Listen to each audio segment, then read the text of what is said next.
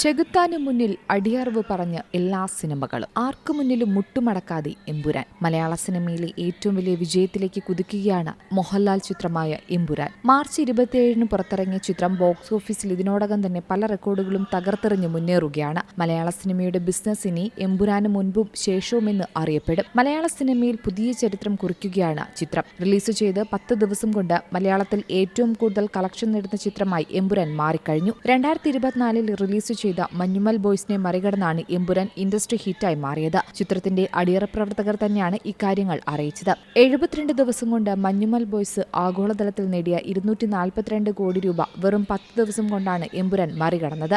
എമ്പുരാന്റെ ആഗോള കളക്ഷൻ ഇതിനോടകം തന്നെ 250 കോടി പിന്നിടുകയും ചെയ്തു. കേരളത്തിന് പുറത്തുനിന്ന് 30 കോടി രൂപയാണ് ചിത്രം സ്വന്തമാക്കിയത്.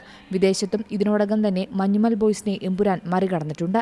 അതേസമയം ചിത്രത്തിന്റെ നിർമ്മാതാവിന് കിട്ടുന്ന ഷെയർ തുക 100 കോടി പിന്നിട്ട് കഴിഞ്ഞുവെന്നും അണിയറ പ്രവർത്തകർ അറിയിച്ചു. മലയാള സിനിമയുടെ ചരിത്രത്തിൽ തന്നെ ഇതാദ്യമായാണ് ഒരു സിനിമാ നിർമ്മാതാവിന് 100 കോടി ഷെയർ ലഭിക്കുന്നത്. മാത്രമല്ല, വെറും 2 ദിവസം കൊണ്ടാണ് ചിത്രം 100 കോടി ക്ലബിൽ ഇടം നേടിയത്. റിലീസ് ചെയ്ത് 5 ദിവസം കൊണ്ടാണ് എമ്പുരാൻ 200 കോടി ക്ലബിലും ഇടം പിടിച്ചത്. വിവാദങ്ങൾക്കിടയിലും തിയേറ്ററുകളിൽ വലിയ തിരക്കാണ് ഇപ്പോഴും അനുഭവപ്പെടുന്നത്. ഇന്ത്യയിൽ കേരളത്തിന് പുറത്തുനിന്ന് 30 കോടി രൂപയാണ് എമ്പുരാൻ സ്വന്തമാക്കിയിരിക്കുന്നത്. മലയാള സിനിമാ ചരിത്രത്തിൽ അതിവേഗം 100-200 കോടി ക്ലബ്ബുകളിൽ ഇടം നേടിയ ചിത്രം കൂടിയാണ് എമ്പുരാൻ. ചിത്രം ഇന്ത്യയിൽ നിന്ന് മാത്രം 103 കോടിയാണ് സ്വന്തമാക്കിയിരിക്കുന്നതെന്നും കണക്കുകൾ പറയുന്നു. ഓവർസീസിൽ 15 മില്യൺ കടന്ന എമ്പുരാൻ ഈ വർഷത്തെ ഏറ്റവും കൂടുതൽ കളക്ഷൻ നേടിയ ഇന്ത്യൻ ചിത്രമായി മാറിക്കഴിഞ്ഞു.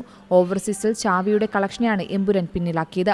ഒരു മലയാള സിനിമയെ സംബന്ധിച്ച് ഇത് വലിയ നേട്ടം തന്നെയാണ്.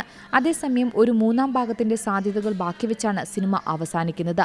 ഈ വിവാദങ്ങൾക്കിടെ ഒരു മൂന്നാം ഭാഗം ഉണ്ടാകുമോ എന്ന ആകാംക്ഷ ആരാധകർക്കിടയിലുണ്ടായിരുന്നു. എന്നാൽ ആന്റണി പെരുമ്പാവൂർ തന്നെ അത് ഉറപ്പു നൽകിയിട്ടുണ്ട്. അപ്പോൾ ചർച്ചകളും അവസാനിച്ചു. എന്തായാലും എമ്പുരാൻ ആഘോഷിക്കപ്പെടുകയാണ്. ഇനി മൂന്നാം വരവിനായുള്ള കാത്തിരിപ്പിലാണ് ആരാധകർ. Entertainment desk, Zee Malayalam news. ഏറ്റവും പുതിയ വാർത്തകളും വിശേഷങ്ങളും വിരൽ തുമ്പിലറിയാൻ സീ മലയാളം ന്യൂസ് എല്ലാ ഡിജിറ്റൽ പ്ലാറ്റ്ഫോമുകളിലും ലഭ്യം.